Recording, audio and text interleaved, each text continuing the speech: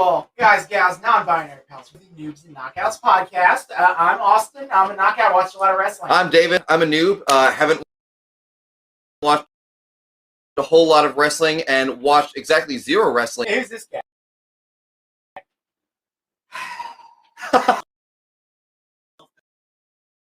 Every day. I'm here for a good time. I am here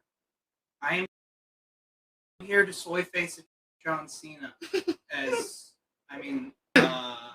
I'm here to tag along as we go to this amazing WWE house show today. Sorry, WWE show, man. We got Raw and SmackDown. It's a super.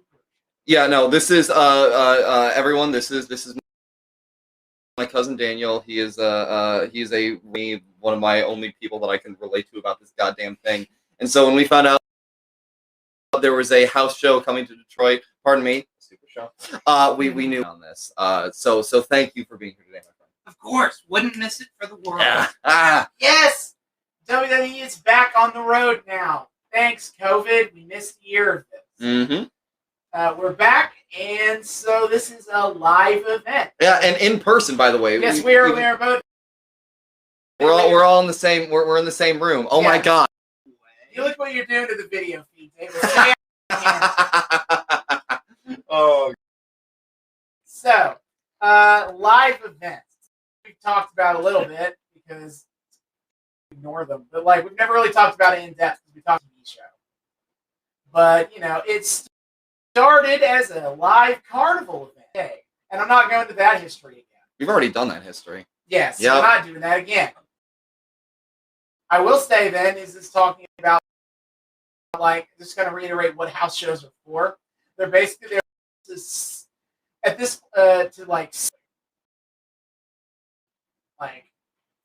especially in TV shows aren't going to be in. This is Detroit is one of those markets they'll do a TV show on, but they also do a lot of shows in places that would. You gotta let the poor people soy face at John Cena. God damn it! Oh god.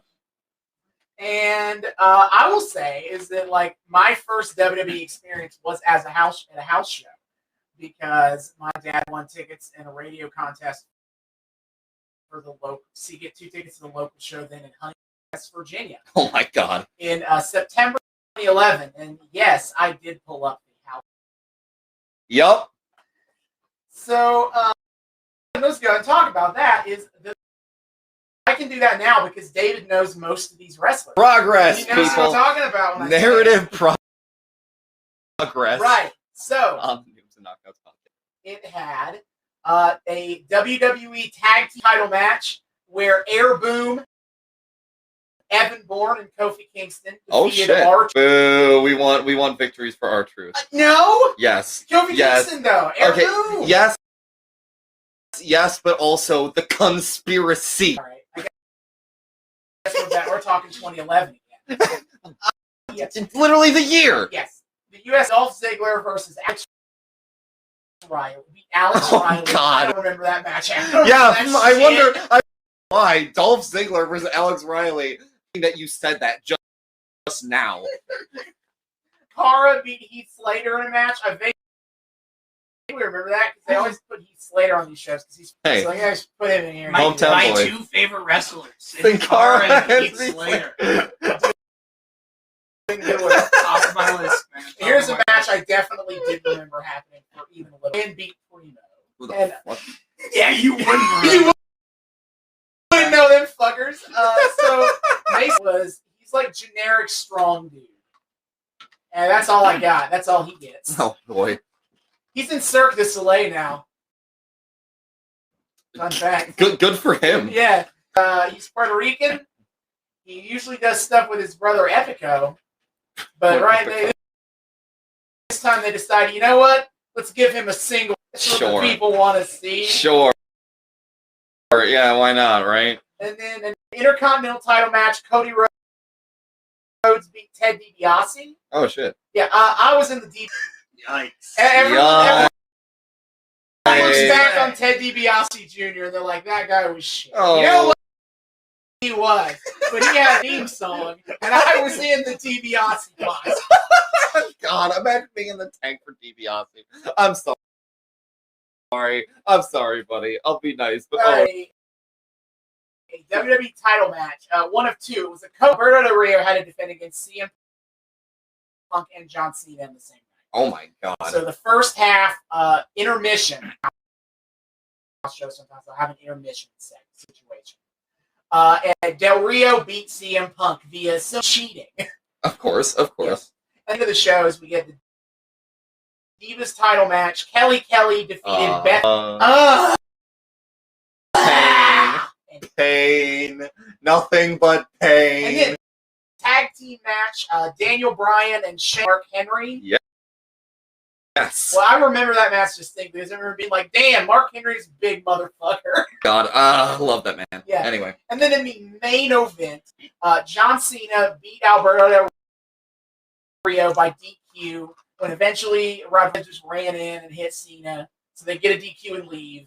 And Punk and Cena fought him off. And then for a very specific West Virginia-based house show thing, Cena the show by singing "Take Me Home, Country Roads" with the in the middle of the ring as a go home. Every single time he does the show in West Virginia. I know I've said that I want a musical episode of Raw before, but this isn't it. It's not Take this. me home, country Oh, roads. stop! Oh God. So an interesting card all around it, as I gather. Very 2011. 2011. Oh God. Half those people would not be in the company by the 2012. Nope. Yeah. Unfortunate. The time to pull up. I've been to an NXT house show too. That was better. All I remember from that show was I said it was Charlotte and Charlotte for the NXT Women's title. Bailey and Emma in a non-singles match. And then the main event was Kevin Owens versus Samoa Joe. Oh, that shit was sick. Senior Joe. It was one of my favorite part was right at the beginning of the match. Kevin Owens decides to suspend that Joe and Balor fight, and then he starts jaw-jacking with the guys in the crowd. Oh, oof. Woof. But it was really good. So, house shows, they kind of, I guess we're going to talk about like some of the basic stuff of a house show. Going in is number one, championship matches, champions go win. Like, it's become a very basic idea. Like, it used to be back in the championship match and title change hands in a non-title match, but now you're not going to do that. Yeah. Like, why put that not on TV? So it's the kind of thing where, like, once every couple of years, one minor thing will change. Other than that, it's not going to happen. And then otherwise, baby faces are winning. This is a make the crowd happy situation. No. Heels always be taking L's on the house show circuit. No. I like my heels. No. Too bad. So sad. Boo. Yeah. So. Well, that's going to be interesting tonight, though, because we're potentially seeing Cena and Mysterio against Roman Reigns and the Usos. Yeah, Dominic taking that pin. Let me go ahead and call that right now. Yeah. I was going to say. Mysterio's taking it out. I was going to say because I could even see them making Mysterio Jr. take the pin, or Mysterio Sr. take the pin. But well, technically, Mysterio is a junior. Ray is a junior. Okay, well. Yeah, no. I mean, I'd go ahead and tell you what the card was last night. Kind of go ahead and give an idea of what could happen on this tour. Absolutely. Yeah. So.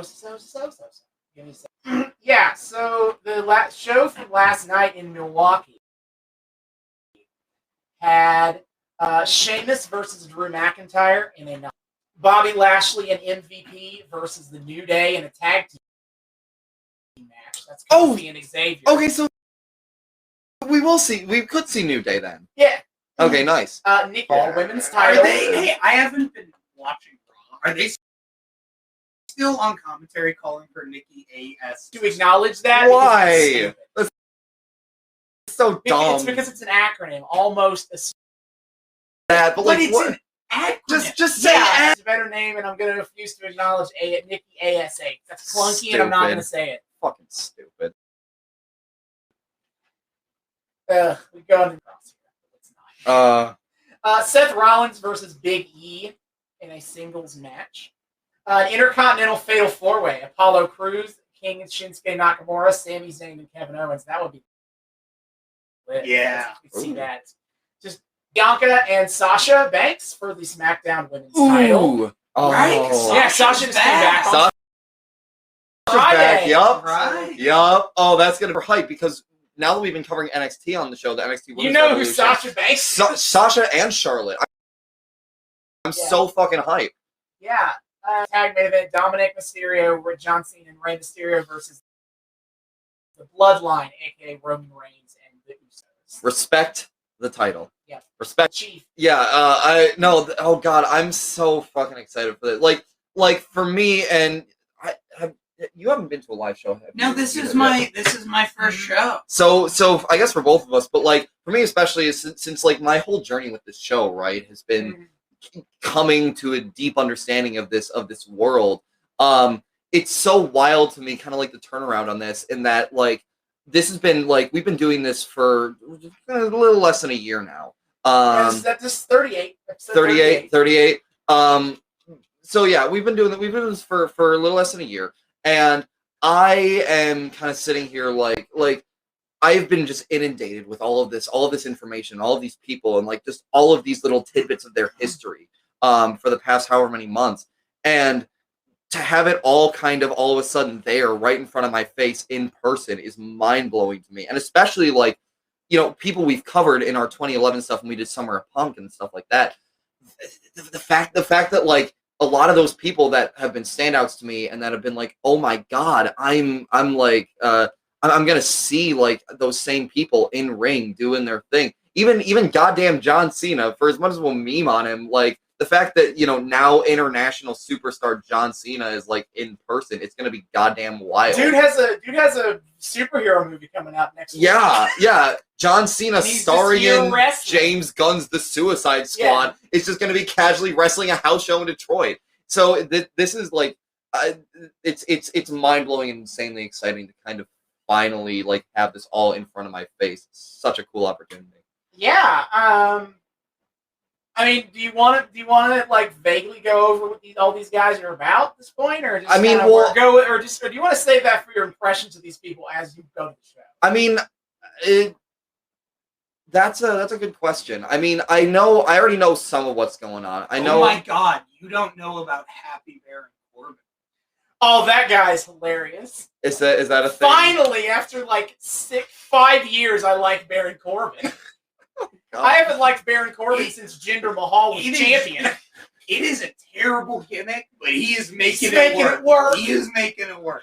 What the fuck? Because he was king. He won King of the Ring, and so he's been king for like 4 years. Oh my God! I know, it sucks. The King of the Ring. But then Shinsuke Nakamura literally stole his crown, and so apparently that has caused him to lose his title of king, and now he's broke and poor, and he's like begging for money and trying to set up a like GoFundMe.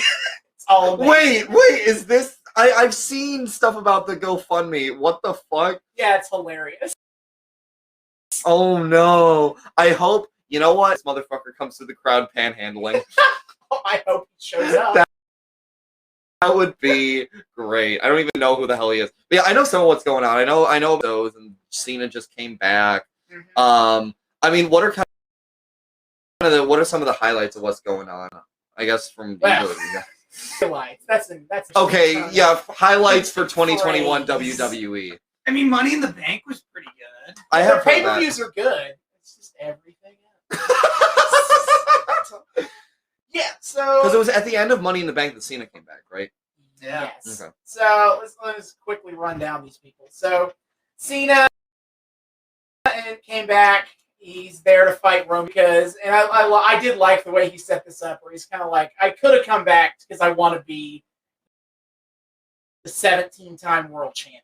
I want to beat Rick, but I didn't come back for that. I came back because I think Roman Reigns is an asshole. So he's sitting there on the set of the Suicide Squad, like, he's like, this motherfucker. I'm gonna get. It's not the American way. And so that's his deal.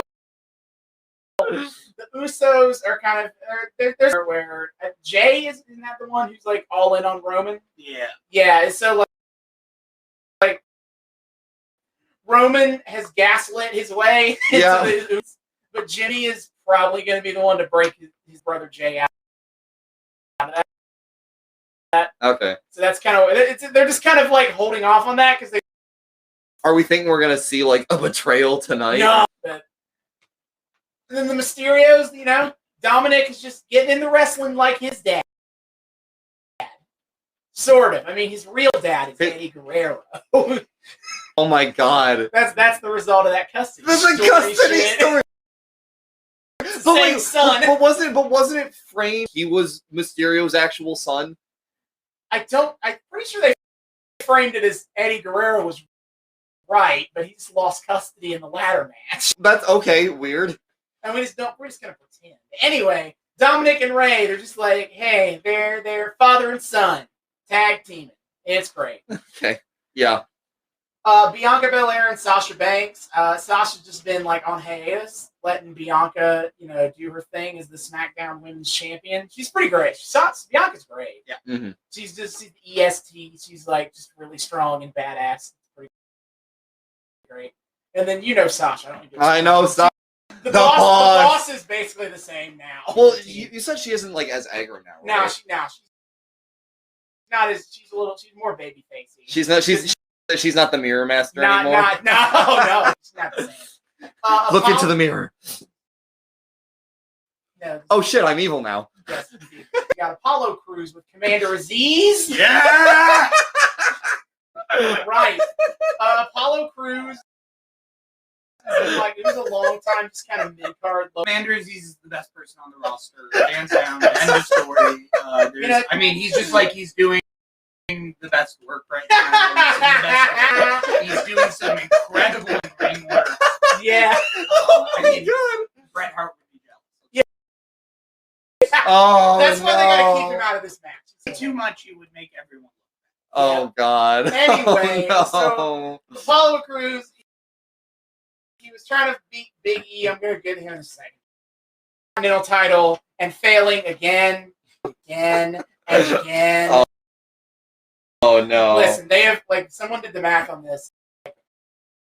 Big E and Apollo Crews have wrestled each other on TV 25 times. They just keep running this match again and again. But anyway, just keep wrestling each other. But anyway, eventually Apollo was like, I'm going to lean into my Nigerian route, win, I guess. And it sort of worked, though. And he became Intercontinental Champion. And he brought in Commander Aziz, his little buddy that he just had from Nigeria. Do not like. I mean, at least he's legit Nigerian. Okay, that's...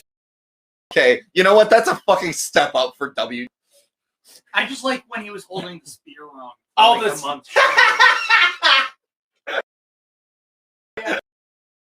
He's carrying the big spear like it's fucking Wakanda. Oh. Or whatever. He's like holding it the other way because someone told him oh yeah, you're holding it upside down. You idiot! Shout out to WrestleMania where they had a Wakandan war drums match. The Nigerian drum.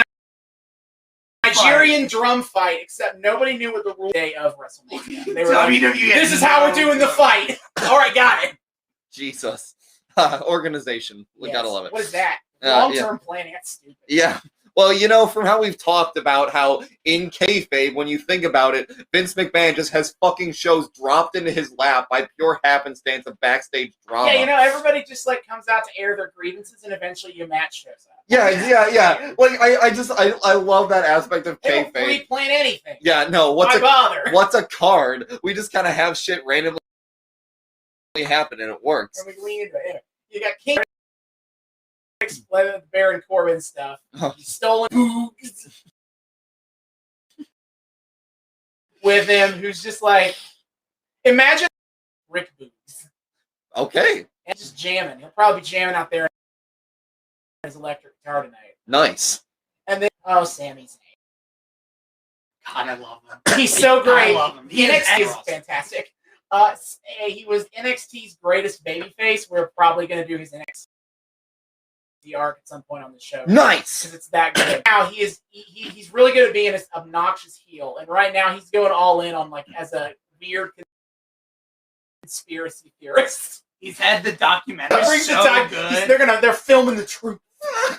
So it's R-Truth 2.0. A little bit, 2011 R-Truth, yeah. Yeah.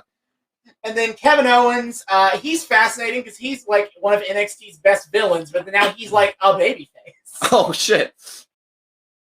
He's this really good like working the people kind of babyface character. Yeah. Oh, how the tables have tabled. Yeah.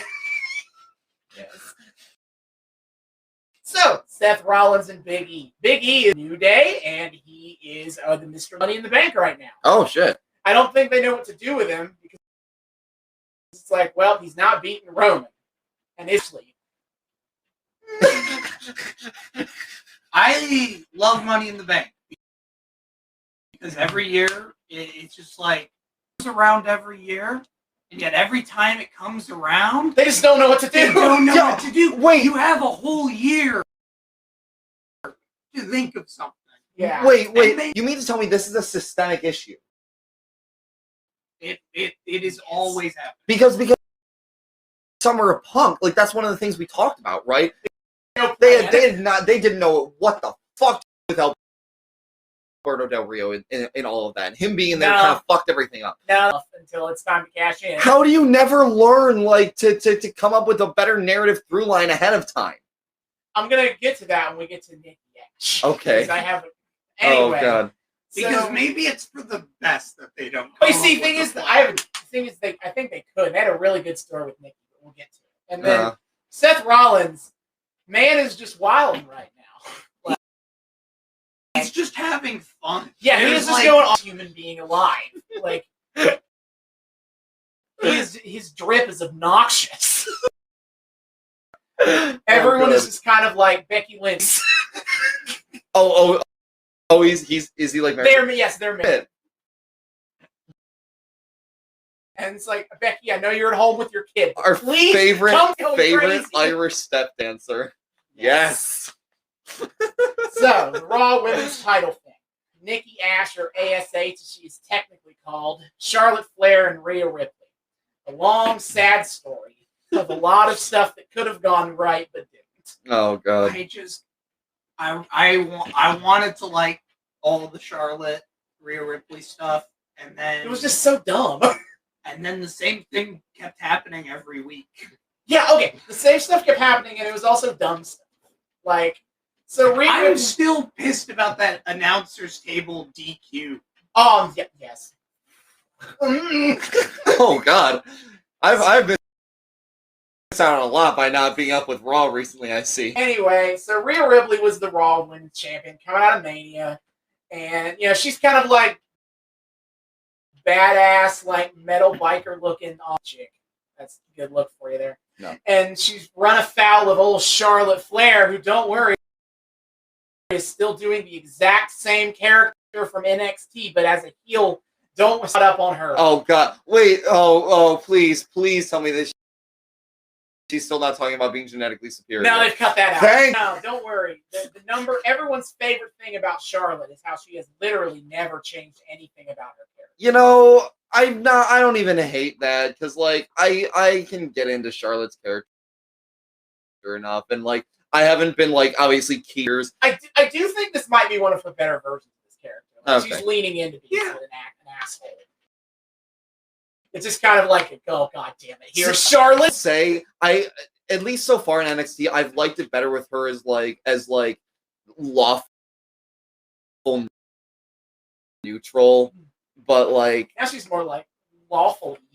They had a lot of back and forth. They're just kind of like fighting each other, and both of them kind of look like dicks. I don't think it went over great. oh. But here comes Nikki. Nikki, before she became she was still Nikki Cross, and they do this really dumb thing. Challenge, which is what it sounds like. One who can win the fastest win. I don't really love it, but it's fine. It's fine. Rhea and Nikki match, and it goes 2 minutes, and the clock expires, and Nikki acts like she won, and they all act like Nikki beat Rhea, even though she just outlasted Rhea for 2 minutes. And then they do it again with Charlotte, and Nikki beats Charlotte the same way, where she just runs the clock out, and she's like, yeah! Oh no! And it's like, it's the Olympic medalist meme. Yeah, fighting the medal, cheering the beer. Yep. And they're the bottom, yeah. And so it's like, I don't see how this makes Nikki look great. She's selling minutes in a match, and then she becomes a superhero for some reason. She wants character. And so she puts on a bright yellow and blue costume. Sure. I'm willing to let that go because apparently this was something that Nikki really wanted to do on a personal level. And I was like, okay, I'll see where this. And it could work. I think it could work as an underdog character. And then she won Money in the Bank. And then she cashed in and the next day. Yes. Because that's how the women's Money in the Bank works. Yeah, they don't want women to hold that briefcase very long. They're just like, wait. Well, don't they do that with the guy? Oh, guys just hold it forever and then usually. Because again, I think of Summer of Punk where they tried. Well, it was with 2 different. That's fair. fair. When it was 2 guys, one of them would just be like, get it off pretty quick. Yeah. Okay. Fair.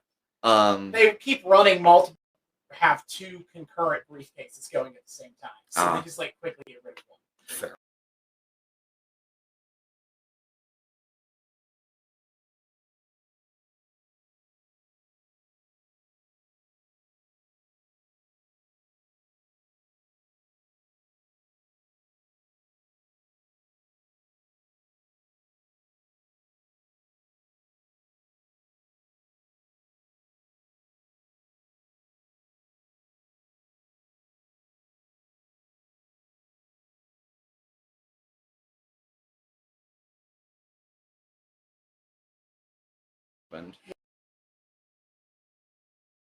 Okay, yeah. But yeah. The video of Nikki's cash-in, and I will say from how it played, it seemed like she had enough of a typed, goofy demeanor that maybe they could make it work in the long run. It sucked after that finish for the women's Money in the Bank. Yeah. After she just everyone looked. Everyone just looked terrible. I appreciated the subversion of trope there. At the same time, it did kind of look stupid. Where everyone was fighting on top of the ladder, and she just climbs up the ladder and grabs it while everyone's punching each other. Jesus. But it's the kind of thing where I feel like Nikki could have made this work, and I think if they had made this run longer, if they had she could learn to win and then cash in. And then just be the champion. But no, now she's learning to win as champion. That feels great. I want her to run a story with Alexa Bliss, to be honest. That'll be interesting. I don't want to have to watch Alexa Bliss do anything right now. Not until whatever the fuck is going on is over. When will it end? Well, it's gonna get really weird now that Bray Wyatt's gone. It's fine. She has Lily the hand puppet. The hand on. But the whole thing when I first saw that angle being run is it felt like they were trying to do and then leaked motor oil at WrestleMania, and now they're she's always had this demonic doll over it from her childhood, and that's what gives her power. Oh, Christ. Okay. The Raw women's scene is going great. Wait, so because at WrestleMania, the Fiend was the babyface. For whatever reason, Randy Orton is Alexa Bliss a heel right now? Yes. Actually, no, because she's fighting Eva Marie. I'm pretty sure she's the babyface. Wait a minute. Jesus. See, I was burned alive. So in principle, I don't mind Fiend as a de facto face. Yeah, Although that's, obviously not discourse we really need to have anymore, but like doesn't matter, he's gone. doesn't matter. Rip Bray Wyatt, I guess. Budget cuts. So unfortunate. But yeah.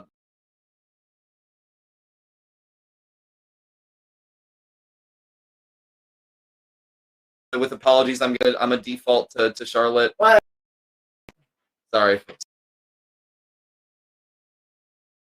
Sorry, buddy. I like what I like. Yeah, Bobby Lashley. Right now, Bobby Lashley, WWE champion. He's doing great. As the Almighty, he's just kicking ass, taking names. Yikes. And he's got MVP, who's a wrestler in the mid-2000s. I'm sure we'll meet him at some point. And he got him as the mouthpiece. And yeah, he's just like destroying people. And now he's destroying. Oh, no. On the road to... Oh, yeah, he's got Goldberg coming up. Fuck. No. Oh, no. I want Kofi to win. Why does Kofi have to keep losing? I forgot about Goldberg. Why'd you have to remind me? I'm going to have to sit there and watch that match, and I don't really want to. Jesus. Okay, well. Yeah.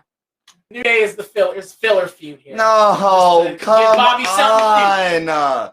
Why? I just want to see New Day win fucking something. Yeah, I'm afraid time has passed. They've already been tag champs like 12 times. But oh, that's gone. Sorry, too bad. Yeah. Too late. Didn't Kofi hold the championship for like a hot second? He did. And then he lost to Brock Lesnar in 5 seconds. Fuck me. Never talked about it again. I am going to commit an atrocious act in Minecraft. Oh, I'm sorry. Twitch knows about Minecraft now, in Roblox. Yes, Sheamus and Drew McIntyre. Sheamus is the U.S. champion. He's kind of not doing a whole lot right now.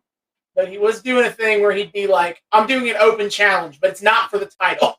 None of you deserve it. Sure. And then he just beats guys up.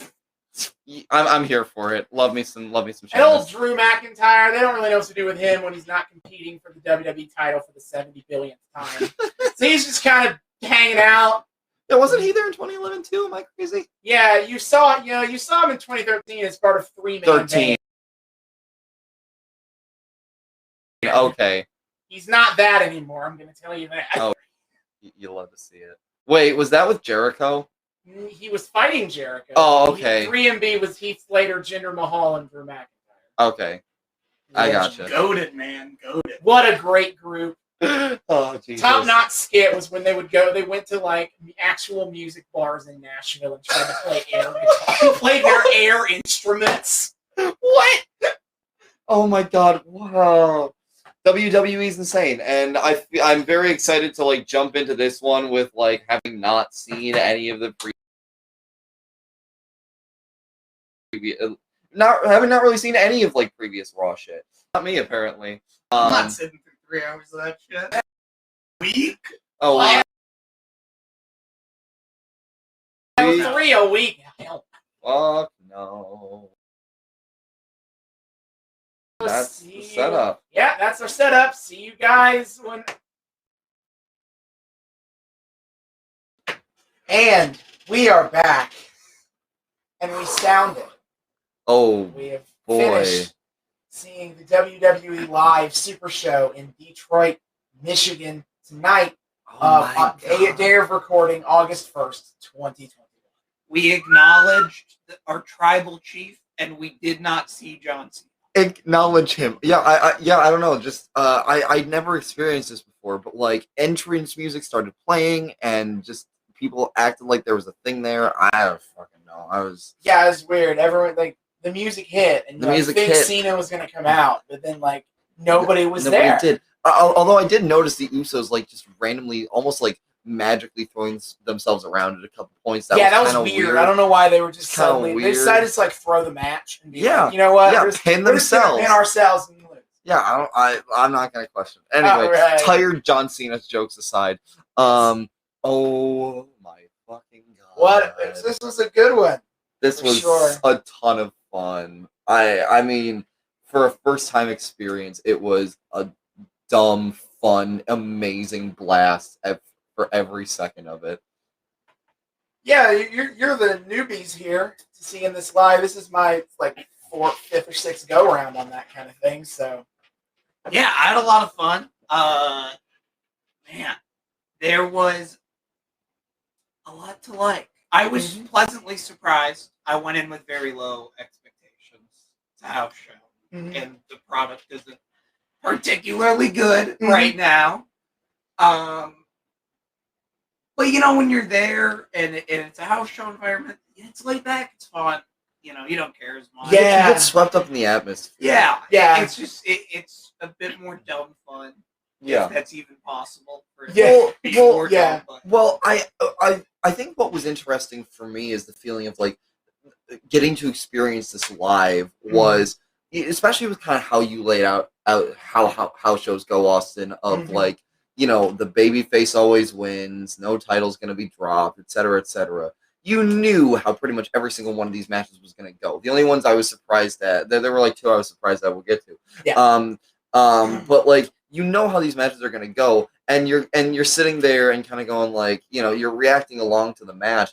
And I was a lot of the time kind of following your lead on it in a way, like reacting to the match, like, oh no, I hope this outcome doesn't happen. Oh yeah, happen. I was going hard for my favorites out there. But it was so much fun because like even knowing for sure pretty much the outcome of every single match, being in the know in a way was almost its own kind of fun because you got to like, it was almost as if like the audience was like part of kayfabe for that. Yeah, one. Like we have our part to play. I was cheering in kayfabe. Yeah, for Sasha Banks to get the dub. You're yet another character in this universe. Yeah, pretty much. That was such a surprisingly fun aspect to it too. Of like, playing a character in the universe. That's kind of what it felt like, and it for me. I just get such a huge kick out of that stuff. So that was such a fun little added thing to the experience as well. Yeah. So, do you just want to go match by match? It's a house show. There's not really any story. No, that's kind of how we follow. do. But like, I think we can go match by match and kind of just like analyze it overall of just what the experience was like. Because again, we get to approach this for this one from the really unique perspective of what was it like to be there, because it is so different from watching it like static on a screen as we normally do. Yeah. The experience is so different. So yeah, match by match, but it kind of in a new way. Right. Well, the first match was Seth Rollins and Big E. We missed Big E's entrance because we were getting food. Do not shout out Little Caesars. Oh boy, you know what, they did their best. They tried. They overcharged us for stadium food, as you do, and it was kind of trash. A classic stadium. Part of the experience. Is overpaying for not great food. Hey, you know what? So we miss Big E. I resisted my Markish ways and didn't get merch. That's the real dub. Oh yeah, because that's also. That's the real dub here. Is I stopped and was able to reason myself out of getting some dumbass merch. You don't want that ugly ass piston shirt. I was half considering a Detroit 316 shirt, fucking stupid as it is. Oh no, hell yeah! And I was like, and I was half considering like at intermission going and getting myself a Rey Mysterio mask. The Detroit's 316 shirt doesn't make sense because it's not a reference to the city. It's a reference to his name. I'm not gonna think about it too hard, okay? Anyway. So Big E and Seth Rollins. Oh my God. We got there right as Seth Rollins was coming out. Yeah. It was hysterical. No, the crowd was absolutely ready to give Rollins some shit. We were chanting for Becky. Yeah, and that was hilarious. I was looking around on Twitter and someone's like, they're just gonna keep chanting it until she shows back up. Yeah, kind of. Especially when Seth comes out. Yeah. Seriously, come get your man, Becky. What the hell? Please stop this. But no, it was a very funny match. Like they really played into like Big E has great comedic chops and always has, and they decided to play into that for this house show. It was such a blast. Just like watching him play it up. Oh my God! Especially because Rollins is also just obnoxious. It's so great at being this over the top obnoxious character. Yeah. Like no.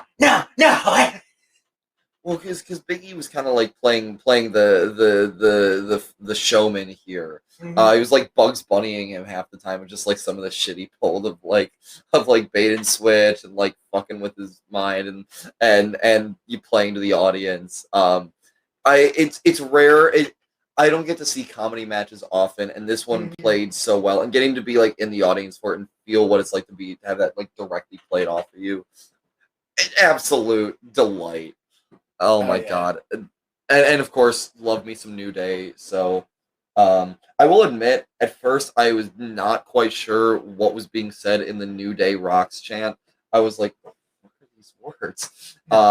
It took a little while to catch on. I was like trying to listen into Daniel. I was like, please enunciate. Help me out here, buddy. But yeah, oh god, it was so good. Yeah. So yeah, Big E gets the win, of course. You know, as you do. Good guys get the dub tonight. Good guys get the dub. Easy. Yeah, and then we had, that's when we did the Sheamus McIntyre stuff. Oh my god. Oh, I forgot about this match. Yeah, This was good. I enjoyed it. Yeah. And we get it open up. Sheamus comes out. Sheamus was the first of two heels tonight to build heat off of pissing on Detroit. I was really expecting the Usos to do it later because I was like, oh my no god, way. Here we go. No way. But it was honestly, I thought we were going to get a lot more. Oh, I fucking hate Detroit. Yeah. As soon as Sheamus did it, I thought like every heel that cut a promo was going to do that shit. Only two heels, what restraint. Yeah. Only do two.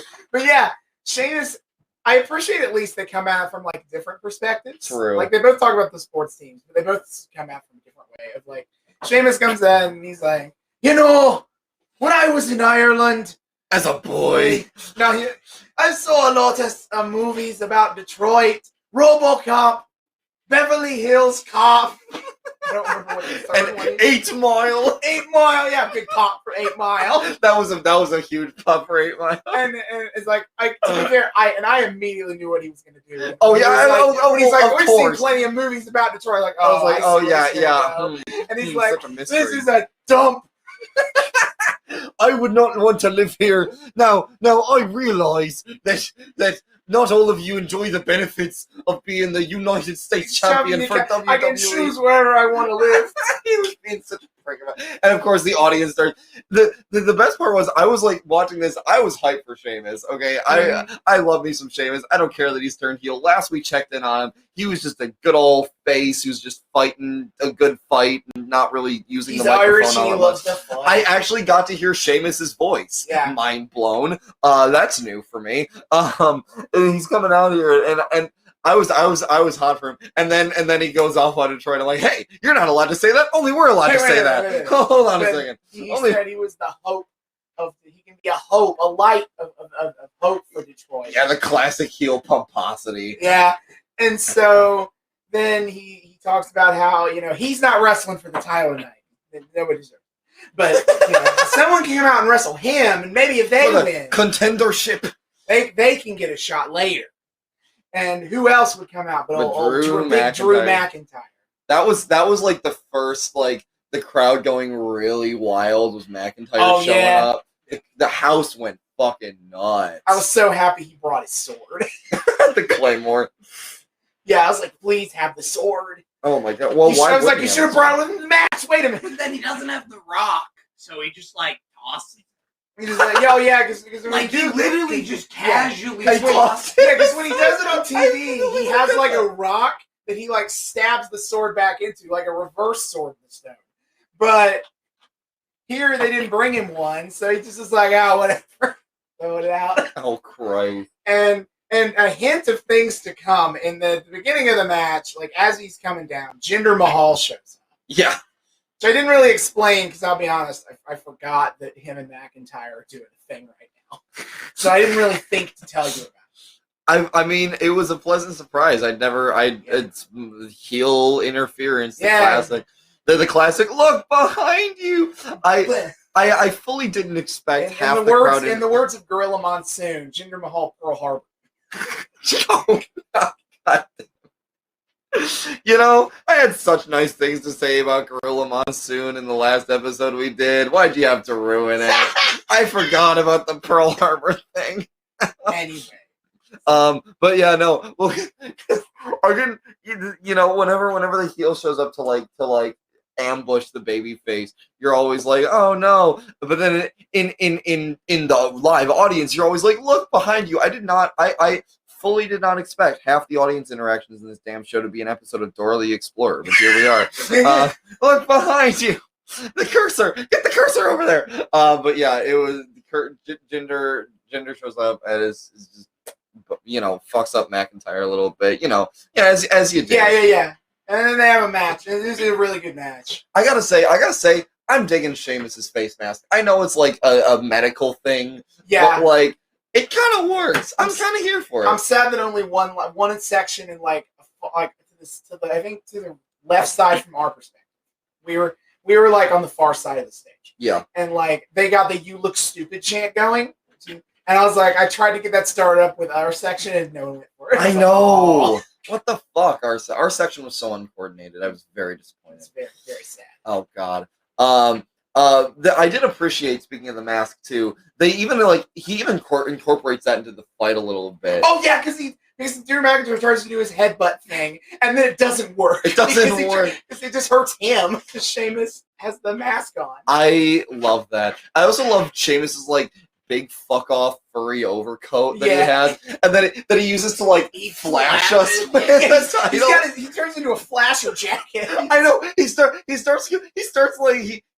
Because he comes out. Here's the hilarious trajectory of the coat. He comes out with the coat open, and then he gets in the ring and he buttons it up, and then he gets up on the ropes in the corner, and he starts to undo it. I'm like, oh god damn it! God damn it! It wasn't a flasher jacket, and then he made it. And then he goes, and I'm like, really, buddy?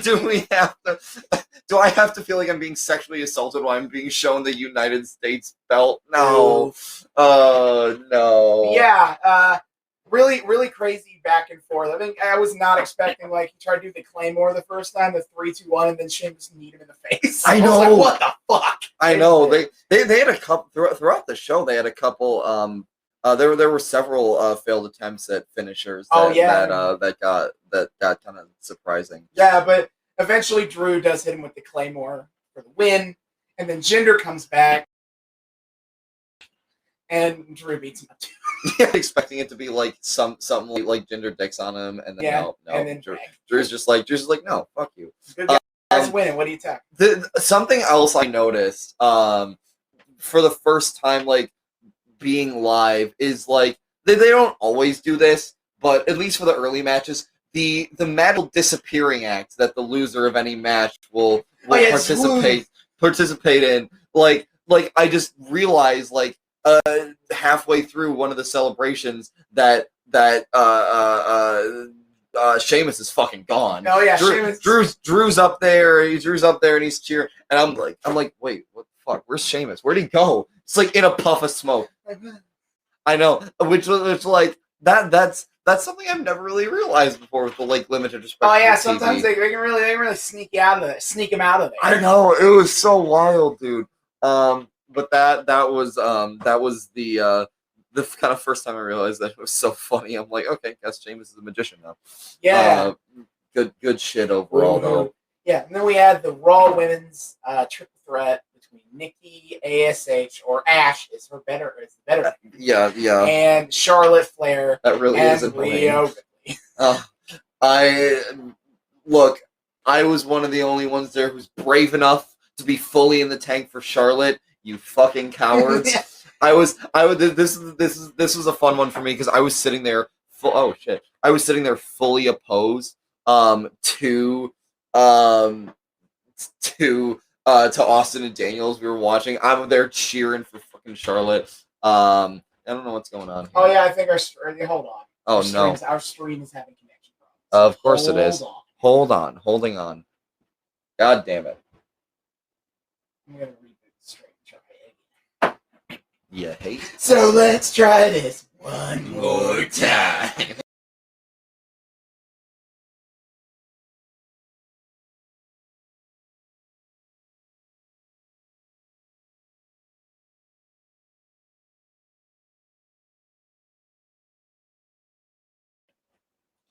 Oh. Dope. think our stream technically ever ended. I'll have to edit that out. Cool. Anyway, you were saying. Yeah, no, I was the only one fully in the tank for Charlotte. You cowards were going against me that entire match. I was very disappointed in you, but no, it was awesome. I mean, I know there's some baggage here that you guys are invested in, and like I could feel that like something was weird, but it was a ton of fun. I lost my shit when Charlotte came out, like full Queen regalia. Oh yeah, quality. Her Cruella de Vil jacket. I wasn't the only one that noticed that. Yeah, she's been doing Disney villain inspired shit for a while now. I can get behind that. Yo, I can get behind that. I'm here for it. Yeah, no, it was so seeing Charlotte live was a ton of fun. It's so cool. You were right. She is doing the same shit, but she's still she still does good work. I don't know what to tell you. Meanwhile, I did the entire Rhea Ripley. Because you did. I timed that stomp. I know what to do here. Yeah, no, you were going ham for that. Daniel was up taking a piss by this point. I took a bathroom break, and I wish I would have taken a longer bathroom. To be fair, I think the crowd like collectively took a bathroom break on this one. Like the energy felt a lot lower. No, the Nikki Ash music hit, and like butts came out of seats and went to the toilet. Oh, so they were gone. And like even once the match started, like people kind of cheered for the music, as you do. But then once it started, like not a whole lot of it was going on. Yeah, no. Like there was a lot. People gave Charlotte shit. But I didn't see a lot. But I didn't really see a lot of reaction for either Nikki or Rhea. Rhea got it. I think Rhea got a decent. It was okay, but like compared to the last two matches, not as over as she used to be. She has taken a bit of a nosedive. It has. I was trying my best for that Rhea train, but there's only so much I can do. Austin was going real hard for that. I was proud of him. Mm-hmm. I mean, it is. This was also one of my. God damn it! This is It's still. Obviously, it's still going. Yeah, it's still going. Oh, God! I mean, both of our internet connections are supposed to be good on my end, so yeah, it says good on my end. And hope for the best. Okay. Yeah, no. Well, because like fucking. This is also one of my first times like really appreciating like the entrance music too. Mm-hmm. Like we were listening to a playlist of entrance music on the way there, and I was like, I always kind of fully forget that these are like customized songs for these people. Yeah. Like it's all custom made shit. And so when some of that shit hit live, that was really cool. And seeing you go hard for Rhea Ripley's music was an experience. Which is also not just because I love Rhea Ripley, and I do, but also her theme's badass. She has a quality entrance song. I appreciated it. Mm-hmm. So I guess we got to turn this over to Daniel a little bit here. What is the do you have any analysis of the bathroom break that you wish you had taken a longer one of? Like what was disappointing about this match? What was so like lackluster? Aside, there's a story baggage, obviously, but I've sat through a recent episode of Raw, so you've actually seen this match before. Yeah, that doesn't help. That fucking finish. They are not ever gonna book Nikki Ash to look good. They're just never gonna do it. It's tough because it's a cool idea, but I would appreciate it more if Nikki won more matches on her doing like her own stuff. Then I'd just be like, oh man, that was actually kind of a sick way to win. She's the fucking champion, and in kayfabe, she can't wrestle. Like what? Yeah, our connection was lost there for a minute. Okay, we're back. Yes. Cool. Yes, she is in kayfabe, not very good at the wrestling. Wait, what? Wait, I didn't know that part. I mean, she has been booked. Yeah, she's been made to look like lesser than at least Rhea and Charlotte on the power level scale. Shit. So that's like, oh. She did kind of luck her way into victory here too. Yes. Yeah, entirely. She did nothing. It's just again, I'll say it looked cool is that like Charlotte was doing the figure 8 thing, and she bridges back. And Nikki just comes running in and just like pins her. Yeah, she's does a fucking double pin position. on Charlotte and Rhea. Yeah, I don't know if Rhea's shoulders were down, but Charlotte's definitely. I don't know. It could have been like that was kind of my first read on it, but but it is kind of Now that I think about it, yeah, God, Nikki didn't do much in that, did she? No, Nikki didn't look great. The exciting parts of it were just Charlotte and Rhea. Yeah, kicking ass. Oh God, yeah, no, that was cool. Exactly what they've been doing for the last 2 months. That's fair. Yeah, that's fair. But I have not why seen what they've been doing for the past 2 months. Yeah, So for me, this is fresh. See, but yeah, I it's understand the easier. baggage. I understand the baggage. It's easier if you don't watch it every week. Yeah, true. It's The been product exciting. is better if you don't watch the product. Which is, of course, a great, endorsement. Clearly, hey, we are nothing if not WWE's biggest cheerleaders. Okay, Anyway, Salute. yeah, I thought the match was kind of fine. it was fine. It was fine. I had fun. I had fun watching it without having like a full context of understanding of like what's wrong with this picture. It was fun enough. Mm-hmm. I had you guys like telling me that it was kind of shit, so I was like, okay. But like overall, like I still enjoyed it. It did not diminish my viewing experience. It could have been worse, is how I'm going to take it. That's fair. That's fair. Yeah, and then we had the New Day coming out for the tag team match. Oh, Crowd went bananas for that. dude, I went goddamn feral when that graphic came up on screen. Mm-hmm. Oh my fucking god! Yep. Love me some New Day. Xavier and Kofi together are incredible. They were wearing their Power Rangers jackets, and that makes me so happy. And of course Xavier comes out with a fucking purple trombone and is dicking around with it as always, and it was so hype. The crowd lost its shit. I was losing my shit. This was like the first huge excitement of me for the night, and it was so good. Oh my god. And then out came Bobby Lashley. Bobby Lashley, who I keep hearing the name of and have never really encountered until now. And I'm like, oh shit, this is who that is. Yes. I love him so much. Oh yeah. Maybe like the only consistently good part of Raw. Oh, I agree with that. Like easily. Like it even Riddle's jokes don't land all the time. Yeah, like what Lashley is just doing a hell of a work right now. Yeah. And I can't wait to see it all come fucking crashing down with Bill. Yes. Absolutely up there right now with his stuff that he was doing in Impact. When he was like winning all the belts and had America top team with him, that was awesome. But anyway, he's wrestling with MVP, who's normally his manager, but of course used to be a wrestler. So he's hanging here too. Gotta get it. With the bandage up knee. I noticed dude had a bit of a limp going on. Yeah. So then he comes out and he does the second fuck Detroit promo. Yeah, he's like Detroit. That's what it is in French. But I'm sure you idiots wouldn't know that because Detroit schools suck. And the crowd's booing him, and I'm like, yeah, fuck you, but also like as a systemic critique, it's not incorrect. You're not entirely wrong. Same goes for when he starts running down the sports teams and how they failed. Yeah, I know.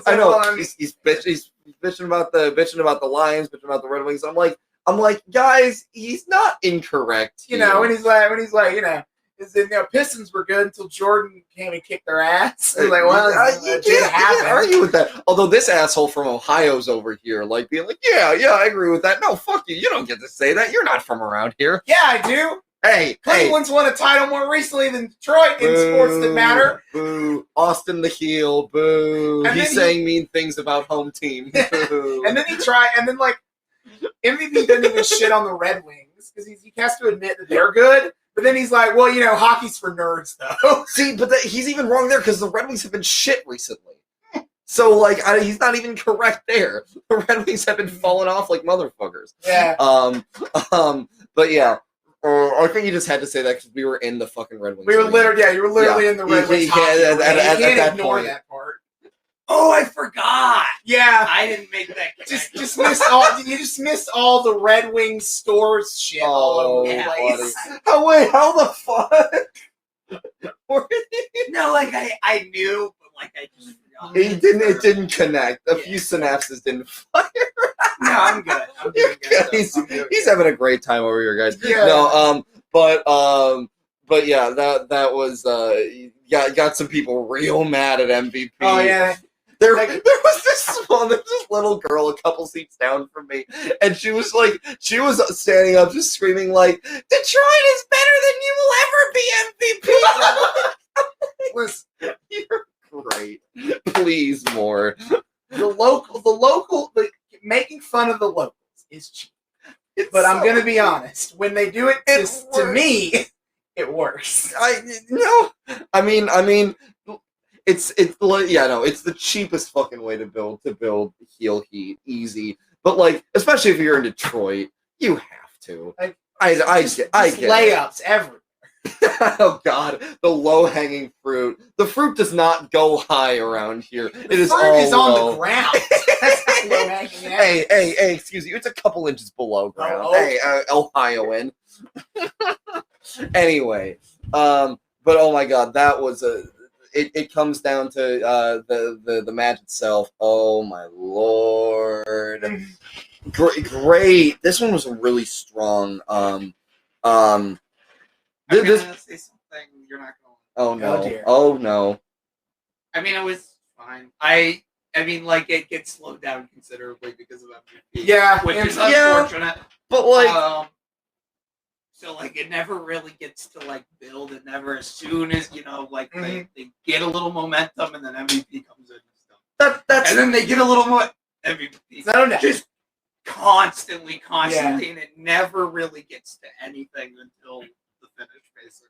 I mean, that's fair. I can give you that. What I was able to appreciate that, despite because I will admit it was a slower match, but I was able to kind of appreciate some of the tension too, because they do get New Day on the ropes a lot, and this was one of the ones I actually was incorrect about the what I thought the outcome was going to be. We had talked about this beforehand. Yeah, it definitely could have gone either way on that one. Yeah, because like Bobby, like it's a tag match, and you have the easy out of like MVP's right here to get pinned, but Bobby Lashley is the WWE champion, so you weren't really sure like who they were going to be. Like, it is going to win. Yeah. So there was a certain tension I felt with like how hard they were going in on New Day. So that was what got it for me, was I was sitting there like in desperate anticipation for New Day getting back up, getting an advantage somewhere. And whenever they did, it was great. I mean, getting to see Kofi's flippy shit live is just always going to make me happy. Seeing Kofi's flippy shit anywhere is going to make me happy. He didn't pull out a whole lot of it tonight, but when he did, and Xavier's a lot of fun too. He doesn't go quite as like flippy as Kofi. He's not like much of an aerialist. Xavier's a great character.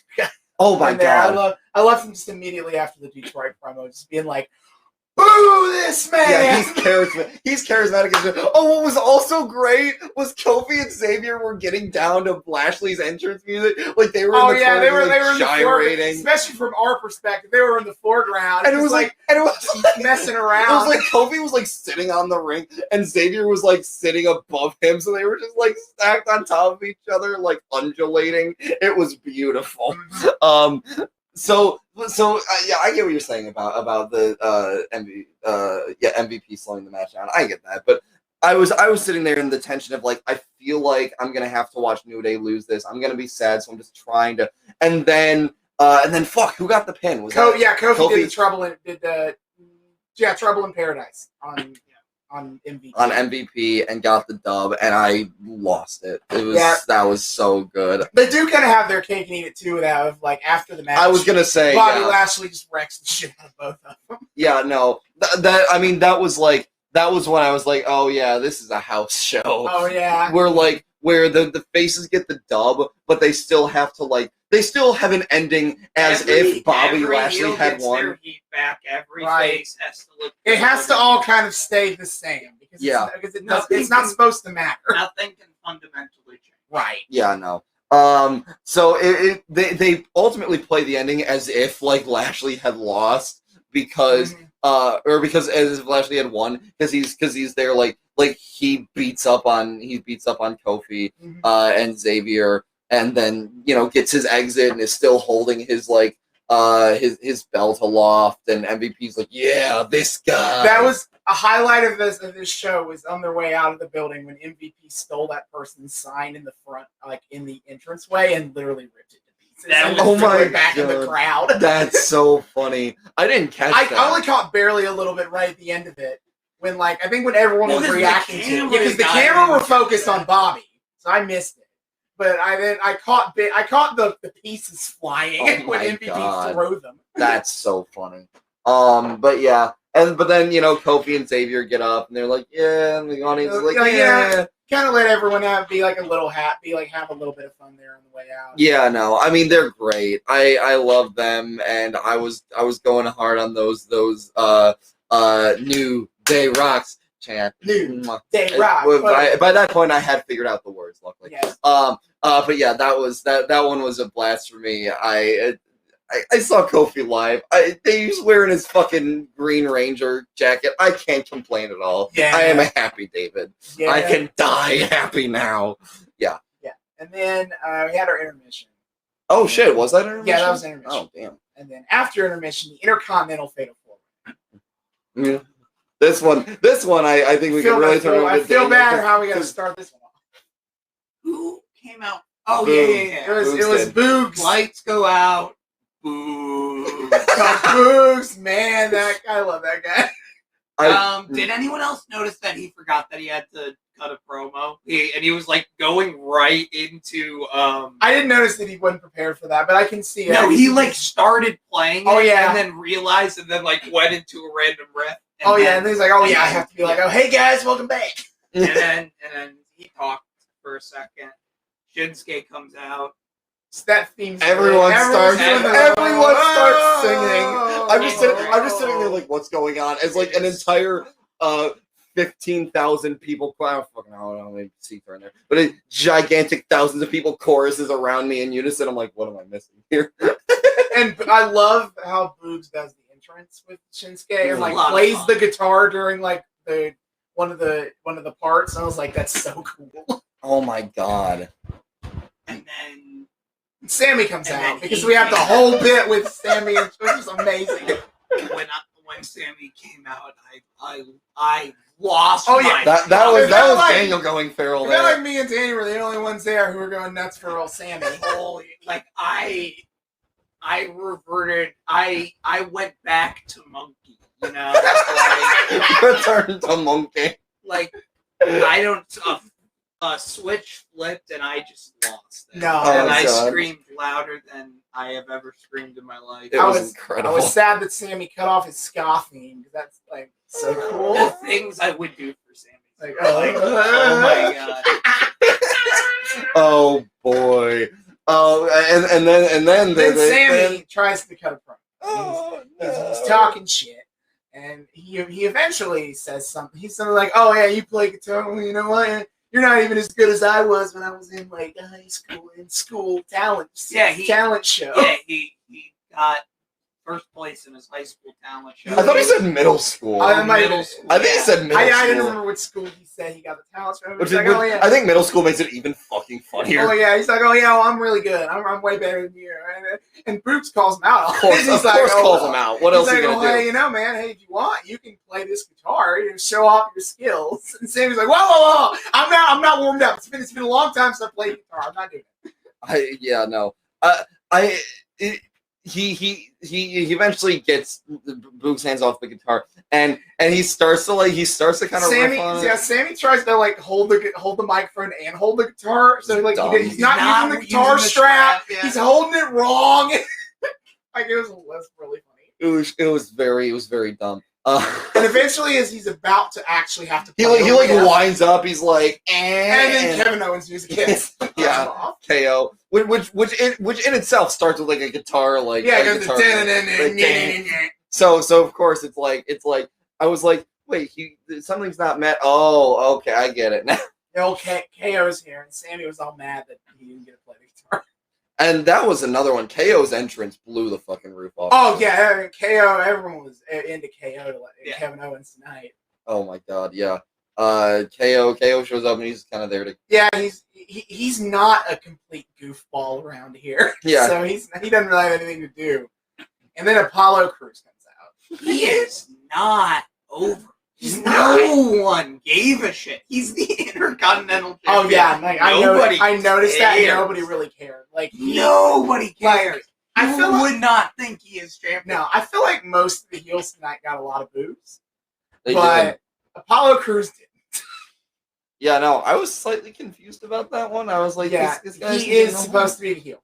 And no one. Him and Sammy were supposed to be heels. I was like, oh, are we supposed to be into like Apollo? No. Like, oh, okay. But clearly, what they needed was Commander. If Commander Aziz was there, everyone would have. Dude, the place would have come unglued if Commander Aziz walked out. Merch sales would have went through the roof. They would have taken Cena off the car. Yeah, Who needs him? Who needs him? Just mean, have like, Aziz. It's unfortunate. It's unfortunate for sure, and I just hope that they've learned. Yeah. Daniel will be writing them a strongly worded email tomorrow. Oh, I already did. Damn. He was on it. As soon as you should have seen this man's face as soon as Aziz did not show up. He was pissed. It was just like I was a little disappointed because I did want to see like the whole thing, the whole presentation with Apollo. I wanted the spear, like the spear and the jacket and Aziz, and like he had none of it. He just came out. he was just there, which probably didn't help with his. That didn't help with the whole like nobody cares about Apollo Crews situation. So you're over here memeing, but I feel like people actually might have given a little more of a shit if Aziz were there. Yeah, I mean, it would have given him Apollo something to like make people boo him because Aziz would have kept interfering and shit. Yeah, exactly. But anyway, the match was fun, but I felt it was too short. I can kind of see that. I was kind of like just getting into it. I was like, oh yeah, it's getting hot now, and then like suddenly Apollo wins. Well, like wait a minute. Apollo got a lot of the big moments too. It was everyone got their big shit in. But like Apollo felt more so like the other three didn't. I mean Kevin Owens like at the end got to, but like nobody else got to like. I felt like Sammy and Kevin dominated most of the stuff. Yeah. Sammy, I guess. Well, Sammy was there for a lot, but like since he's like the fucking clownish guy, he's getting dicked on a lot.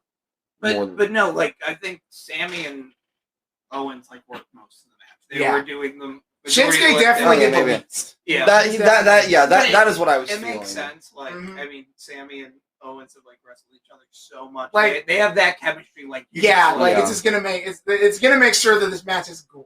You do make a good point. I just more meant less in terms of like work time, but in terms of like getting to look the best. I mean, I guess you have to with Apollo, but like I feel like Apollo got to like look the best for a lot of that match. Am I wrong here? Am I talking about my ass? I don't think he looked great. I don't think. I think Kevin. Attempted. They. I don't know, man. I don't know. Are they trying to make Apollo Crews look good? I don't know. If he's intercontinental, I feel like by default they would have to, right? Well, you'd think that's the crazy thing. That is the crazy thing. But yeah. I was disappointed that what's his name? Kevin Owens? No. It's the Sami Zayn. Shinsuke. Shinsuke. We're gonna run through the rest of them. It's like Shinsuke Nakamura. Shinsuke didn't get to do a whole lot. That was disappointing. Yeah, I mean, I was glad I got to see him do his like signature shit because Yeah. I've never seen Shinsuke Nakamura before. So I got to see him do like the intro when he does like the lean back and all that, and then that was great. He did to get to the end. Is after the match is Sammy still like being an asshole? Yeah. And so Kevin Owens is like, "Fuck it, I'm gonna hit him with a stunner." Yeah. And well, I think what it is like Sami Zayn is like dicking around a little bit, and Boogs kind of catches him in something, and it like stuns him enough that Kevin Owens is like, "Oh shit, I'm gonna drop the stunner on him now." Yeah, and then Shinsuke hits the Kinshasa. Yeah. I was like, "Oh yeah, I'm glad I got at least that." There was a great moment earlier on in the match where Shinsuke's got somebody like I think like he's got somebody like caught in his like foot kicked out. And Boo started like playing a chord for the duration of him. I think he was doing that to Sammy. Yeah, well, yeah. But oh yeah, he does has his boot like in Sammy's face, and Boog is playing the guitar. He's doing a riff for like the duration. And then he stops immediately when Apollo. Oh, it catches so well. Like I so love timed. Boogs. Boogs is great. I've never interacted with Boogs media before, but it was already like beautiful. Rick Boogs is a character and a half. He's amazing. Awesome. So yeah, disappointed Shinsuke didn't get more, and I guess as an extension of that, yeah, like the match was like weirdly short for being a 4-person, whatever. I just felt like it would have been felt like it needed to be a little longer. Yeah, we can't have the anyone other than the Intercontinental Champion like really like getting to be dominant. I would have loved to see more Kevin Owens like super dominant in the match. Mm-hmm. Like he did a lot of work, but like I would have loved to see him like super dominant over it. But like rather than like Apollo getting the ultimate dub, but like he's there and he's doing good, but like he's not allowed to overcome Apollo really.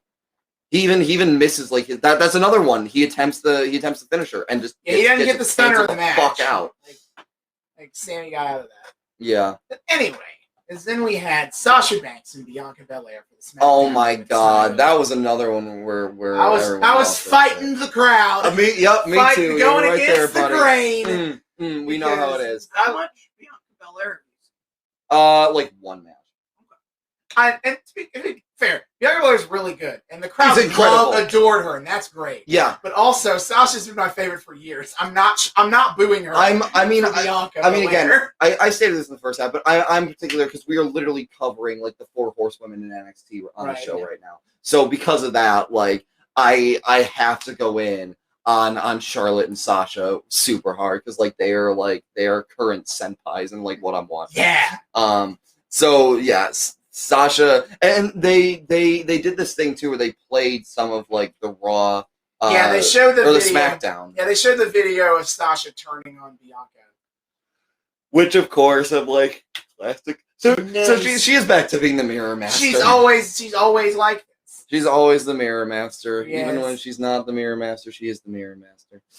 But yeah. Crowd was super into Bianca. Constantly chanting EST stuff. Oh my God! I did get that counter chant of when they tried to be like, they tried to chant for like "Let's go Bianca" or something. Yeah. I was like, Sasha Banks. Yeah, I'm like, God, you there? We caught that a few times. Very pleasant. Very happy to not hear any Sasha's Ratchet chants. Yeah, thank God those were phased out years ago. Oh boy, that was so weird. Yeah. But oh my God, it was a ton of fun. Because. I mean, Sasha and Bianca are both incredibly talented. And they play off each other great. Insanely well. Bianca's acrobatics.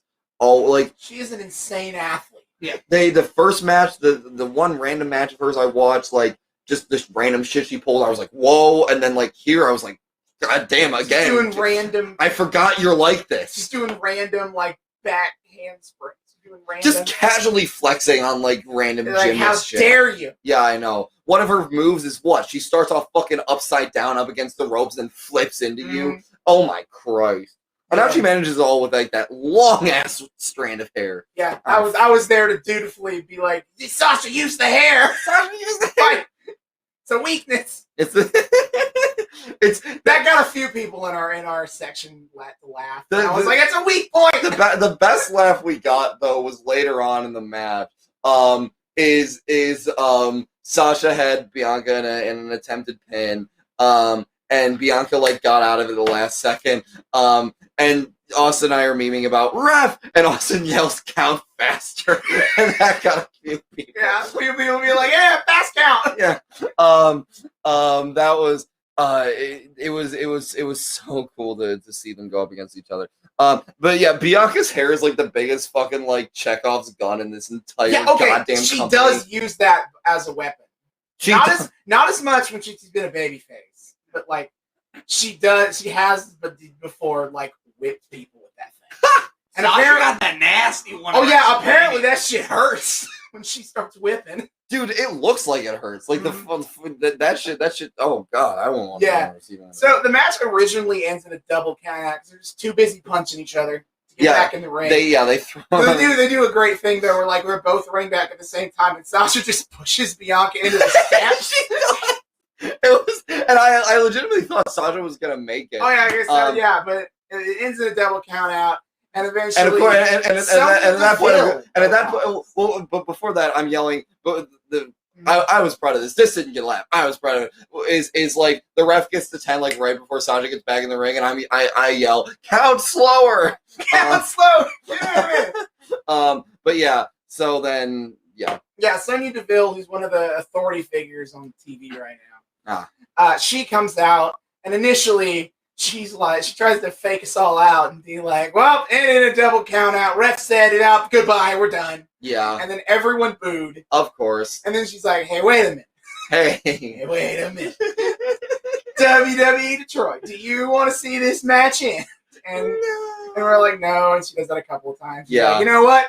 Well, that means restart the match. Yeah, I of course had to turn to Austin and be like, my first audience. We got baited. I got baited. I felt so happy. So then it ends, and Bianca does end up getting the pinfall. Naturally.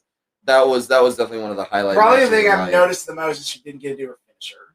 Oh, she didn't. Like the thing when she had her up in the torture rack position was normally what that was set up for. Oh shit. And Sasha got out of it, and I was like, oh, I bet she's gonna win. I forget what it's called now. What that move is called when she does it. I was like, oh, she's gonna hit that, and then she never did. And I was like, oh, okay. Interesting. Although I did get a kick out of it. And I also remarked to you while we were watching. Sasha did the thing where she gets you in the corner. Yeah, she does the knees into the corner. Yeah, I know. The sickest move she has. Yeah, I know. Which we saw like her very first iteration of that against Charlotte. Yeah, a couple weeks ago. Yep. So that was like, I was like, I got that reference moment. I understood that reference. I understood that reference. Yeah, that was super fun to see, and I'm like, I think that was one of my highlight matches of the night. Yeah, I think so. I went fucking ballistic for Sasha coming out. Bianca is insanely talented, and I couldn't even be mad at the result. I love Sasha, but Bianca's so good. You have to give it up. And she was signing kids shirts and doing selfies. You know, I can't be too mad at her. Oh god, she's great. But then the main event. Man, people were fucking electric for this. He's so. It's all of them, really. All of them. I mean, yeah, it's ridiculous. Oh man. I mean, he's doing something special. He is. He really is. I mean, this is. Dude's just got an aura about Well, it was fun too, because like in the front half, or like during intermission or something, they had like a video of the Usos coming over and being like, "Yeah, we're gonna win. We're gonna win in Detroit." You know. And so, of course, when they come out, it's huge. Especially their theme is lit. Their theme is super lit. And then, of course, like, head of the table comes on the screen. Everyone goes wild. Explodes. I'm screaming. What was really fun for me was, I remember, like, way back at, like, Christmas, we were at your house and we were watching SmackDown. It was SmackDown or Raw. It was SmackDown. It was a Christmas SmackDown, and I remember like just seeing like it was I think Roman versus Kevin Owens. That sounds about right. And Daniel's like, yeah, I'm not a huge fan of Roman around here, and I'm like, oh okay, he seems alright. I don't know. And complete reversal tonight. You were losing your shit. I was losing my shit. Awesome. Everyone was going in on the tribal chief. Whenever at the end of our episodes. We bring up, you we always acknowledge him. I always have to do the acknowledge him meme, and here I'm just unironically going, acknowledge him! I'm so glad he said the line. I didn't know if they were going to do the promo. Say the line, Roman! Acknowledge me. Yeah! Literally. Oh, God. Yeah, Rome, you're right. He's so, it's electrifying. He hasn't been this good since he was in the Shield. No, and I mean, it's the best heel act in all of wrestling right now. I mean, by a long shot. Like, it is so good. Mm-hmm. And, I mean, he is WWE. Like, they have put all their stuff into him, and it shows. Yeah, he's by far the best thing going in WWE. It's electrifying, too. The presence he and the Usos have, like, that goddamn tribe thing, it feels legit. Like, the bloodline... It feels like this really imposing syndicate. Mm-hmm. I am the fact that he doesn't talk all that much, the fact that he fucking just stands there, steel-jawed, just glaring down constantly. Just everything about him is legitimately intimidating. Mm-hmm. And seeing it live was mind-blowing. Just to see what that was like, to have the three of them like just slowly approach. Oh my god. Mm-hmm. And then the Mysterios came. The Mysterios came, and I was losing it. People weren't as big on that one, but like I was losing it. I love Ray. No, I'm like fucking yes. Ray's Titantron is so good. Oh yeah. Oh my god. That's so cool. It's so good. I love that effect. And I mean, people were still like pretty high, but it didn't match up to like Usos and Roman, obviously. But I was like, yes, my boy, my love, my absolute favorite, my perfect cinnamon roll is here, and I get to see him go off and do his thing, and it and then big boy John came out. Well, of course they had to build up to it. You know, Cena. There was a long the Mysterios knew who they were there to back up, and so they're standing there at the kind of edge of the runway. And the crowd is going, "We want Cena." Of course, and there's a nice little, and then the green just illuminates the fucking room, and the crowd explodes. The crowd lost it. We were all unironic, like Cena simps. It's so funny. We've been critical of Cena on this show. I've heard Daniel be critical of Cena. All three of us were simping so hard. In the last decade hasn't been a critical of Cena. It's crazy how over he is. And I mean, like, as soon as that first pop go, you get the, the hate you Cena chance. I was kind of glad the Cena sucks chance was still there. It would feel wrong to not do that. Yeah, I know. But like, people are excited to see him. Yeah. There really is something about having him back that. He's a legend now. He's found a way. He's managed to like full circle his way back. He really has. I think the Firefly Funhouse match had a lot to do with that. I think that whole last run, it really did. Did a lot for him of being like, oh wait, now he's kind of like the cool veteran who can do like wrestle really well. Wait a minute. Yeah, no. That was insanely cool to see him show up and just be standing up, screaming, doing the OK sign, and everyone doing it with him. Yeah, yeah, and he, of course, he plays into it massively well. Not like he's not like hogging the spotlight too much, but he knows that people are there to see him, and he's having fun with it. And I can't fault him for it. Yeah. And then they get into the match, which ruled. I think my favorite thing about it, though, was they spent a good half of that match just teasing Cena tagging in. At least half. Poor Dominic. It keeps getting dragged around by the Usos and kind of Roman. There were like so many people of course cheering Dom. Please tag him in. And there are like 3 different instances where he gets like within a centimeter of Cena's hand and then gets dragged back. At one point, Roman's like grabbing him from the sidelines and knocking him into the. Hilarious. It's also great because Cena gets really pissed whenever like Roman breaks the rules, and will jump into the ring and go ape on the ref, and I'm like, my lovable oaf. He's not. He will not stand for this rule breaking. No, you see. He's breaking the rules. Oh my God. Ref.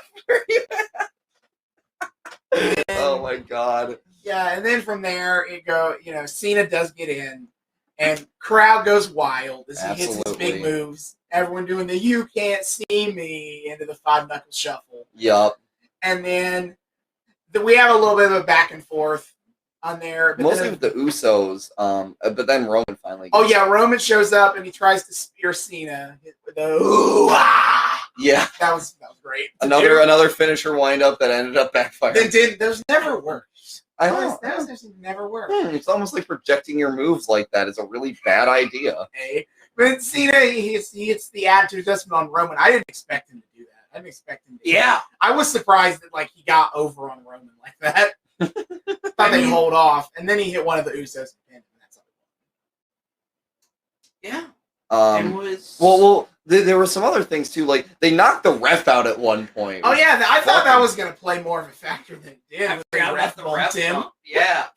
Oh my god. Where was Heyman to start swinging chairs or something? I know. I don't even remember who did that. I think it was one of the Usos. Yeah, probably. The ref just topples over the fucking ring, and I'm like, oh, buddy, are you okay? Yeah. That was fun. Mysterio didn't get to do a whole lot during this, and I was sad. But he did get to do the double 619 with his son. He got to do the 619 with Dominic, and he got to flip a little bit off the top rope, and I was like, all right, sure, that's what I'm gonna get. I know we're all just here to see Cena. Yeah. But the little dubs they gave him, and I didn't have to watch him get tossed around a whole lot, by the bloodline. Yeah, poor Ray. He's not the guy who gets beat up in the tag match, but he's also not the one everyone's hot tagging for. I know, but this was so much better always. He's had a great illustrious career, but God, I wish he would risen to some of the heights that whatever. That's a whole other thing you guys have heard me rant about before. Fantasy booking, magical thing. Whatever. But yeah, that match was incredible. And oh my God, they blacked out the entire stadium. Oh yeah, that just was had cool. The bright white lights down. It felt like an event. I felt like attention must be paid. I couldn't believe that I was there seeing it all happen in front of my eyes in real life without a fucking screen and a zillion miles in between. Yeah. Oh my God. It's wild seeing this stuff live. It is. I also, one of the crazy things I noticed too for all these multi-man matches is this is something we talked about when we first did when we did fucking Aztec Warfare, but the amount of time people will spend out of ring is another one of those things. When you're there, I'm just sitting there man, they're just lying on the floor for a long time. Yeah, if you could see over the barricade, you'd see them just kind of hanging out down there. Yeah, just kind of vibing. Which it feels less like it did in Aztec Warfare, where it's a strategy thing and more just they just need to be gone for a while. Taking a break, so they have stamina. Although they did play it off really well in the final match in the main event, where whenever the Usos got knocked out, Roman was kind of peering over dipshits, get up, hey, get up here, come on, I'm not getting in there. I'm saving that I'm for the not good coming shit. down there to get you. Well, you're coming back up here. Yeah, come on, dipshits, come on, get going. So that was fun to see of Roman kind of going off on his poor little minions. But oh my God, what a way to end the night! It was, it was insane. I could not have asked for a better finale to this tonight. I mean, again, this whole experience was fucking magical. This is unlike any live event I've ever gone to. It's like a concert, it's like a sporting event, but it's also it's like a theater event, but it's also its own beast entirely. And to get to be part of the story live, for as non-canon and non-impactful as the story is, it's unlike anything. This is, kind of comes a point where you're just I'm bought into this. And Head Empty returned to Monkey. I was returning to Monkey when Cena was out there, and let me tell you, oh my God. Wow. What a fucking night. What a fucking mark. Oh, yeah, you did God right. damn it. Oh no. I have been my true colors have shown after I've tried so hard to hide it by being so mean to WWE on this show. My true colors have been revealed by our illustrious guest star. You've revealed that you truly speak WWE. Oh, I must go and die now. But yeah, oh my God. Any final remarks from our guest star? Your unique perspective on this? Fuck Nikki, yeah. What a great way to end Damn. this. Ow. Oh, not really unfair, but to also see ouch. it. You hate to see it. Oh my God. So yeah, that's our show, and what a show it was. If you and for next time, what are we gonna do? Oh shit! Time to get back to normal around here. Oh shit! Watching shows. Oh, I remember because it's time 1 of 2 for Mr. Phoenix, Boyle Heights, and Mil Muerte. Yes. To settle this weird love triangle thing. Yes. And this match is going to have grave consequences. Yup. Oh my God! Grave roll credits. Oh my God! We're back to Boyle Heights. Fucking yeah! Love me some lucha. Yeah. So with that, David, hit our plugs. Yes, sir. All right, my friends, my dear friends, thank you all so much for joining us once again on another episode, this very, very special episode of the Noobs and Knockouts Podcast. If you are a returning listener, viewer, what have you, thank you so much for once again welcoming us back into your eardrums, your eyeballs, however you choose to consume us. We hope you continue to do so. If you are a first-time joiner, welcome hugely. We are so happy to have you. We like to think around here we are friendly to both noobs and knockouts alike on this show. So whether you be a veteran of the wrestling fandom or a complete stranger, welcome. We hope you've had a good time.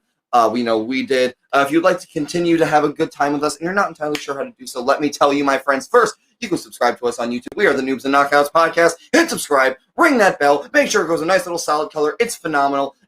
Check us out. We love getting those YouTube views. Give us those comments and likes and all that good stuff that helps boost us in the algorithm. Add us to your playlist. Check out our playlist. Austin is kind enough to organize every single storyline we follow into their own individual playlist. It's really neat, really nifty. If you want to follow a certain storyline, just check it out. It's really nice. You can also find us on 3 of the best places to find your podcast, and that is Spotify, Apple, and Google. Follow us, download us, give us ratings and reviews, all these different metrics things. It's great. The downloads, the downloads are great. Just anything. Just if you're having a good time, just let the algorithm know. These guys are pretty cool. Maybe more people should be listening to them. So be sure to check us out on all of those platforms. We also have plenty of social media to go around. If you'd like to follow us on Twitter, we are at Noobs and Knox Pod on Twitter. That's Noobs, letter N, Knox Pod. Tweet out a whole bunch of shit, memes, general interactions with the wrestling fandom at large. We post every time we drop new episodes, and of course, the highlight of our Twitter is Austin live tweeting his wrestling viewing. My friend, what is on the docket coming up? Yes, of course. As usual, AEW Dynamite live at 8 p.m. Eastern on TNT. The one wrestling show I consistently watch live every week. So, of course, live tweet about it. And as usual, we are recording too early in the week for me to be able to advertise anything that's happening. However, it's great. In addition, keeping up with Impact and WWE as well, every AEW, WWE, or Impact pay-per-view, I will be live tweeting as well. Coming out August 21st, 2021, folks, is WWE SummerSlam. Yes, and if you would like to watch it, you can, I guess, go on Peacock. I'm not going to advertise anymore. Peacock, but it's there. And so far, we have 2 matches set up. Of course, our main event, Roman Reigns versus John Cena for the Universal Championship. And then for the Raw Women's Championship. You know that match we talked about tonight? What if you did it again on pay-per-view? That's right. Nikki Ash and versus Rhea Ripley. Yeah. Versus Charlotte Flair. Yeah. For the Raw rematch. Every fucking week. I'm ironically in the tank for Charlotte Flair. Sorry, guys. Thank you, Sami Callihan over there. And then in addition, next AEW pay-per-view, All Out, September 5th, 2021. No matches announced yet, so I can't really talk about that. Same thing for Impact, as their next pay-per-view is October 23rd with Bound for Glory. All we really know so far is that they're saying that they got their own wrestlers. They got AEW wrestlers. They got AAA in Mexico wrestlers. And they got New Japan Pro Wrestling wrestlers. Beautiful. That sounds exciting. That's going to be fun. Great. Other than that, way too early to know anything more about that, so I will not really picture that hard on it. All right. That is what is coming up in the future. Well, be sure to check in with all of that. Be sure to check it out when it happens. Austin's live tweeting is a ton of fun. Daniel's our one really consistent follower of that, so he can attest to it. It's a ton of fun. Daniel I enjoy replying to Austin. It is fun. It's a good time. Austin tweets out really insightful stuff, really fun stuff, really funny stuff. It's a good time overall. Be sure to check that out. Watch along with us. It's a great time. So be sure to check all of that out. We also have an email. You can email us at noobsandknockoutspod@gmail.com. That's noobs, the word, and this time knockoutspod@gmail.com. Just tell us what you like about the show, what you don't like about the show, suggestions, requests for things you want us to cover in the future. Just if you want to say hi and talk about how wonderful, sexy, lovely our voices are, even when they're blown out by going absolutely apeshit for John Cena. Yeah. We always welcome that as well. Just feel free to say hi. We love saying hi back. And finally, you can subscribe to us on our Patreon. We are the Noobs and Knockouts Podcast, also on Patreon. $1 a month gets you early access to episodes and a shout out at the end of each episode. See you guys next time. Hasta luego. Oh, and before we leave, one final thank you to our wonderful guest star, Daniel. Thank you so much for joining us this week. We are so honored to finally have one of our most loyal followers on the show. It is an absolute treat. Thank you so much. Thank you so much for having me. It was a blast, man. See y'all guys. So long, See y'all later.